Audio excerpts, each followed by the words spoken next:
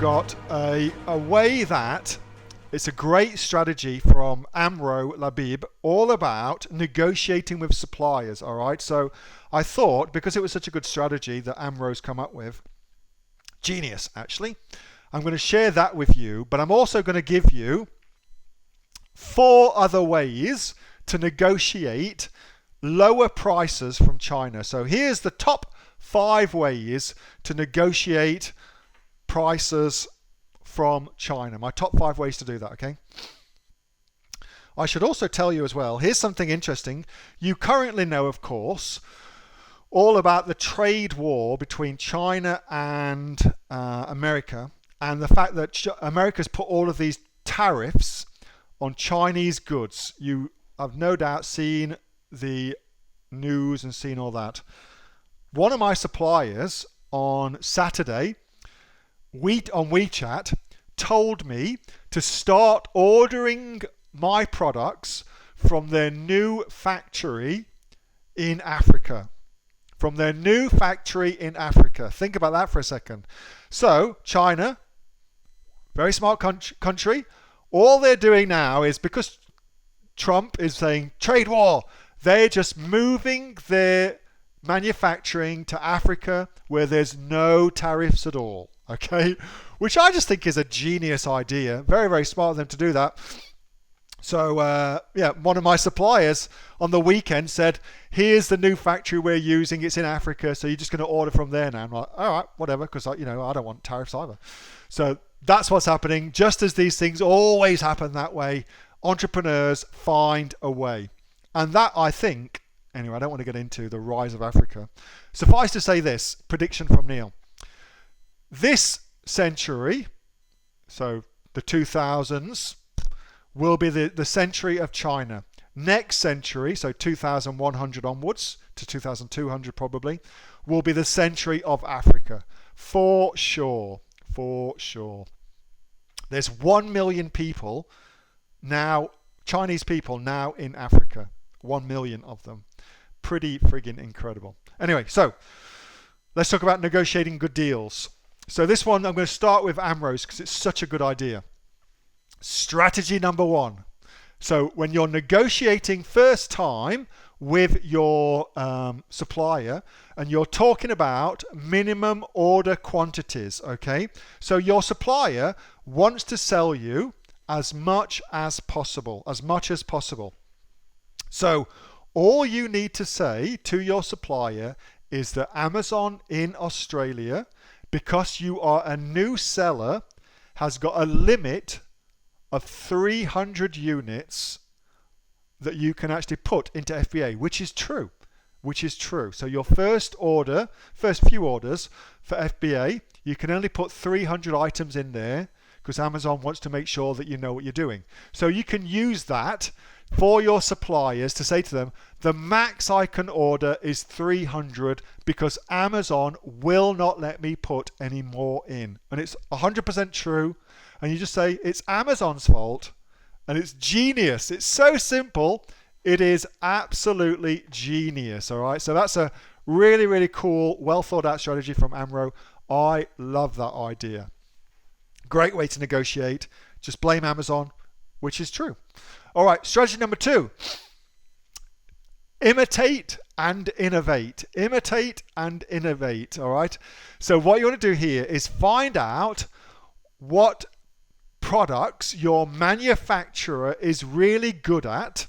So before you even get to the point of looking at products, find a company that has a lot of different products and say, which products that you sell are you most proud of? What is the product that you sell and it's your best product? Once you find that, because then what you're really asking is, what sells best? But you say it in such a way that you're complimenting the business. Which is your product that you're most proud of? Which you get the best feedback about? What sells best? AKA, what sells really, really well on Amazon? Because that's really what that means. So you find that product, and then you simply innovate that product. You can change the color of it.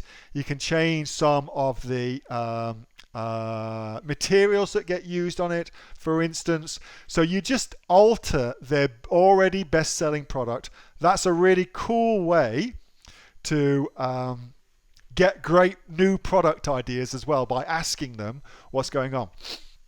And I will also say as well, you're not asking to develop a brand new product, because that's friggin' expensive. You're just innovating an existing product, all right? Really, really cool. You can change dimensions, you can change color, things like that. They'll do that for you. No dramas at all. Strategy number 3 that I use all the time is I try for 30 different suppliers I contact. Typically out of those 30, I'll get 10, 15 people responding to it. And out of those 15, I'll come back to typically 5 people who I actually want to potentially deal with. You know, they've got good service, which is important to me. Again, I'm not really looking for the cheapest deal at that point. What I'm looking for is the best particular person. So once I get to that point, then I just do what we all do, hopefully, which is to play them off of each other.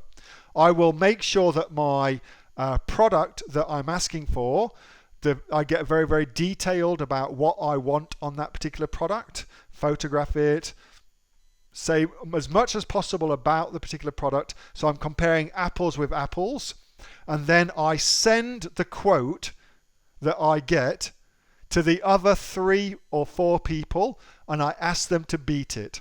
And I just keep doing that until I get the lowest possible price. They know what you're doing, of course, but they have to compete. And I say to them really honestly, hey, here's what I'm doing. I'm shopping around for this product. I want a great product at a fair price. Here's the other offers I've got. Can you beat it? So that's what I do. Strategy number 4, this is something I've just started doing, and it's an idea I got from Amazon in the USA. There's a company over in Amazon in the USA called liquidation.com, which is friggin' awesome. I love liquidation.com. However, what liquidation.com is, it's a website where Amazon liquidates all its stock. So if there's a product on Amazon that's no longer selling, and the seller's just given up on it, Amazon doesn't let that stock sit in its stock room, its warehouse. It gets rid of it. It liquidates the stock. It sells the stock and gets the money, all right? So it uses liquidation.com to do that, and it's great. However, I started thinking, surely that's the same situation in China. Surely that happens in China all the time, where a seller on Amazon goes to these companies and they pay half of the deposit, and then they don't pay the other half, or there's a problem or something goes wrong, and the factory is left with this stock that it's got to get rid of. Surely that happens. And so I asked my suppliers, and it turns out it happens all the time. So I just now, anytime they've got stock where somebody's just given up, I get to find out about it. They tell me, and I can see for myself if I want to buy it or not. And I've had 2 amazing deals where you couldn't go wrong. You know, you couldn't go wrong. You can buy it so cheaply because they just want to get rid of it, that you just can't go wrong. Like 20 cents on the dollar kind of shit. At those prices, it's hard to mess it up. You know what I mean? So that's super, super cool. I really, really like doing that. The final thing that I do as well is I have never ever been to China because I don't think I need to. However, I have found that video chats are incredible for negotiating prices. It is so easy to say to somebody on an email, no, I'm not going to do that for you. Get knotted. But on a video chat where you're looking at somebody in the eyes, it's actually pretty hard to do. Nobody wants that. They don't want that sort of confrontation.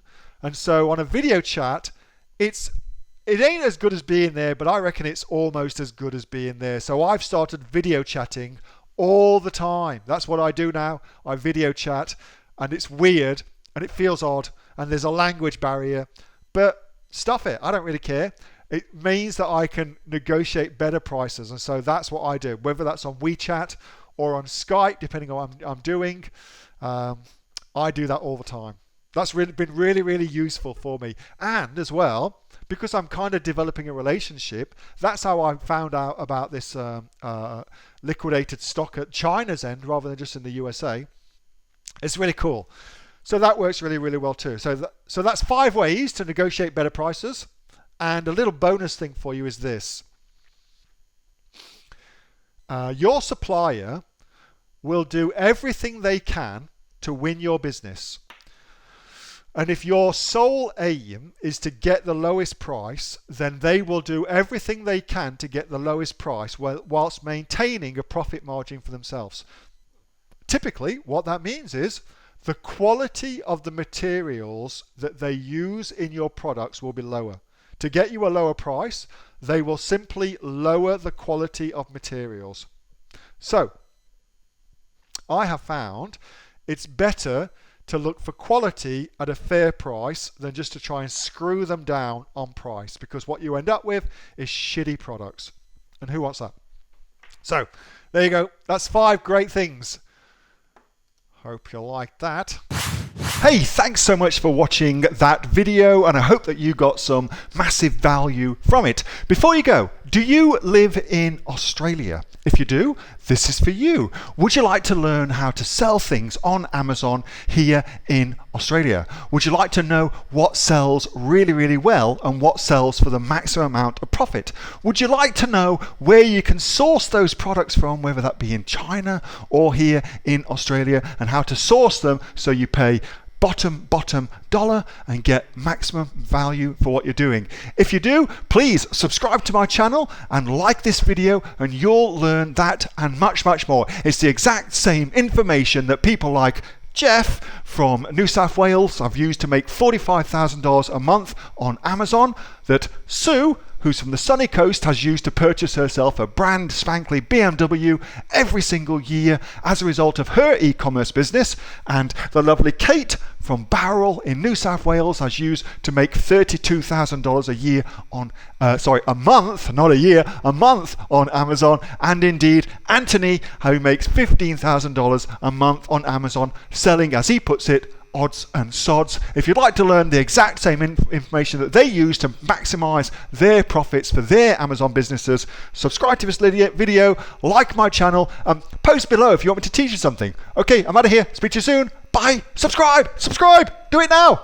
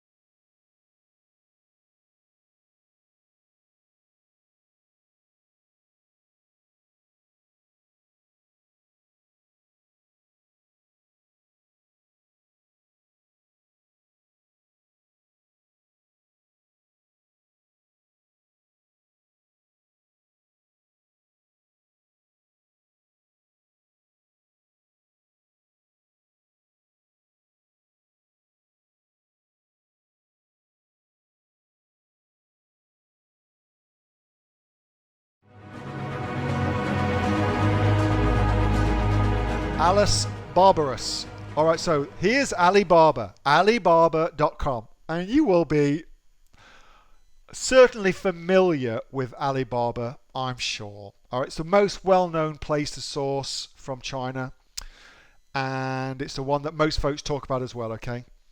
So Alibaba is big and small companies selling on Alibaba to you, and big and small what's called trading companies, which you can think of as middlemen or wholesalers.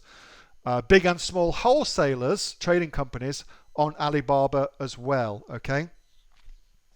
I actually really like Alibaba. I think it's cool. The minimum order quantity, and again, I'm going to give you a kind of brush strokes average here. I reckon your minimum order quantity on Alibaba is somewhere between $500 and, depending on the company, $5,000, something like that, okay? Minimum order quantity, MOQ for short. It's got its own internal chat. It has something called trade assurance, which means if you pay through Alibaba, your money's protected. And in the main, it's very, very safe. Those days of people getting ripped off on Chinese websites have gone. That doesn't happen anymore. They've become extremely good at protecting the people on the platforms now. So that's Alibaba, and you guys probably already knew about Alibaba. Next one. Another one I really, really like as well, AliExpress, also owned by the same company, Alibaba. And I think of this one as a more of a place to buy wholesale. Now, I have been recently educated about AliExpress for Chinese. And here's how it works for Chinese. You will often find crazy low prices on AliExpress, like ludicrously low prices. And you're like, what the freaking hell is going on? What happens on AliExpress, just like we do on Amazon, where we do a product launch to launch our business onto Amazon, and sometimes we'll reduce the price to facilitate that launch. This is what happens on AliExpress. So AliExpress is like the baby brother of Alibaba, and you get the idea that you kind of have to start on AliExpress and then you're allowed to graduate onto Alibaba for Chinese sellers, okay? So there's some crazy deals to be had. Often you are just amazed at the prices you can get on AliExpress. There is no minimum order quantity on AliExpress, and of course, the more you buy of something, the less you pay for something, okay? But typically you can buy one of something if you want to buy one of something. Very, very aggressive pricing on AliExpress. You can communicate through chat. You can pay through their own internal systems. Again, it's very, very safe platform. I really, really like it. I really like it. The thing that I have found is there's less customization on AliExpress than there is on Alibaba. So if you wanted to customize your product, you're better off on Alibaba. But it's cheaper, I find, on AliExpress. All right, next one is a company called DHgate. So now we're getting into the ones which you may not have heard about. Again, this is typically a lot of medium-sized factories and small to medium-sized trading companies that are selling through DHgate. There is no minimum order quantity typically for DHgate. So again, it's if you want to buy low MOQ, it's a great place to go look. It has an online chat service. You can pay through their own internal like trade assurance policy thing as well. So you've got security there. Very, very good. And oftentimes you find like it's I would suggest it's a little bit like Google versus Bing. You know, everybody's on Google, but only a few people are on Bing. It's an interesting place to come look because of that. So DHgate, number 3. Now, number 4, I'm kind of giving you a 2 for here. So you're getting a 2 for 1 deal. So global sources, which are awesome. I love global sources. And also made in China, which are also great as well. So these 2 companies are the big boys. And I have found that they are bigger factories that are dealing with higher minimum order quantities. So the strategy would be to start with a company that gives you a low MOQ. As soon as you have built up your business and you're starting ordering more product, like 500, 1,000 units at a time, start sourcing your product from a larger factory. Because of economies of scale, you'll pay much, much less. When you get to that point, made in China or global sources, they are the places to come to. I love both of those websites. Global sources, by the way, get on their newsletter. It is brilliant for new products that are being launched. It's really, really good. You should definitely get on their newsletter as well, okay? And again, they've got online chat. You can pay through the thing. But most companies at this stage will expect you to do a wire transfer without a doubt. So just so you know, they'll expect a wire transfer for sure. All right, last one is one that you may not know about. You may not know about any of these. I've got no idea. Yiwu. So Yiwu is a province in China which just so happens to have the largest marketplace, constant marketplace. Like Canton Fair is just, it's a few days of the year. Yiwu Market is all the time. It's all the time going on, okay? And so Yiwu Market has now got their shit together and has now launched a website where you can buy directly from the stall holders at Yiwu Market. It is fascinating to see what you can get. There is some ludicrous bargains that you can get. It's only recently launched. So there's a few problems. Let me talk about those problems. Problem number 1. This is for Yiwu Market, which is a big marketplace in China, and you are dealing directly with the stall holders in these markets in China. So they ain't going to speak English. They ain't going to speak English. You will need a sourcing agent. You will definitely need a sourcing agent. Now you're probably thinking to yourself, well, Neil, where can I get a sourcing agent like that? Where does one of those things come from? And the question can be answered very, very simply by directing your attention to the Aussie Online Entrepreneurs, to the members area, to the file section just there over on the left hand side.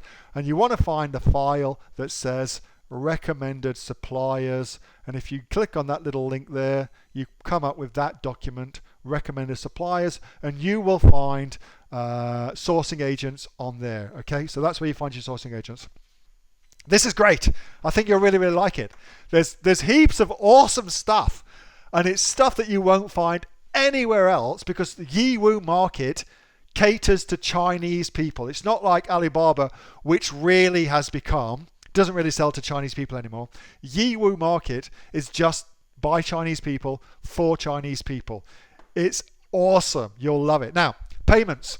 So firstly, get a sourcing agent. You'll definitely need that. Secondly, payments. You cannot pay by credit card. You want to pay, you're not going to pay in US dollars. You'll pay in renminbi, so the Chinese currency. You'll pay in renminbi. So that's kind of cool. That ought to tell you heaps about how you can negotiate these deals. And because of that, you'll either pay in PayPal or you'll pay with a wire transfer. So through OFX, for instance, they'll do that for you. And they will also, see, they're adding shit all the time. They've just added this on. They will also not be able to organize the freight from Yiwu Markets to Amazon, for instance. You'll have to get that organized yourself. Typically, if you source on Alibaba, then the factory will also ship the product to you as well. They'll certainly give you a quote, but that won't happen here. You will love this site. It is a friggin' veritable Aladdin's cave of awesomeness. I just love it. Hey, thanks so much for watching that video, and I hope that you got some massive value from it. Before you go, do you live in Australia? If you do, this is for you. Would you like to learn how to sell things on Amazon here in Australia? Would you like to know what sells really, really well and what sells for the maximum amount of profit? Would you like to know where you can source those products from, whether that be in China or here in Australia, and how to source them so you pay bottom dollar and get maximum value for what you're doing? If you do, please subscribe to my channel and like this video, and you'll learn that and much more. It's the exact same information that people like Jeff from New South Wales have used to make $45,000 a month on Amazon, that Sue, who's from the sunny coast, has used to purchase herself a brand spankly BMW every single year as a result of her e-commerce business, and the lovely Kate from Bowral in New South Wales has used to make $32,000 a year on, a month, not a year, a month on Amazon, and indeed Anthony, who makes $15,000 a month on Amazon, selling, as he puts it, odds and sods. If you'd like to learn the exact same information that they use to maximize their profits for their Amazon businesses, subscribe to this video, like my channel, post below if you want me to teach you something. Okay, I'm out of here. Speak to you soon. Bye. Subscribe. Do it now.